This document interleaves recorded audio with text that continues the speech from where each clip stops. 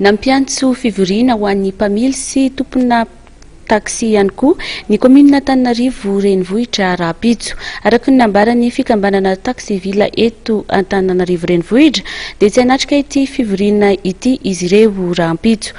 Nambarany fa miziriziry ny CUA ary miezaka mandaran'ny taxi ary nametraka ihany koa ny fikambanana ny VTM vondro ny taxi matiana izay tsy ara raha nambaran'ny FF atrany. Nanatanteraka valan-dresaka io maraina io ny fitara na ny fikambanan'ny taxi eto Antananarivo renivohitra tetsy Akazomanga.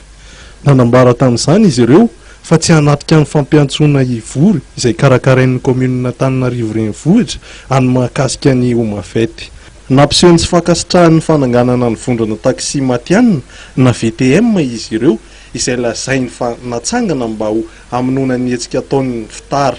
Foany le fanarahana eo amin'ny commune sy ny omafety foana mazava ho azy ny cahier de charge sy ny contrat toromarika ho an'ireo taxi izay miaradia amin'ny commune ny amin'ny hoe atsangano ny fikambananareo.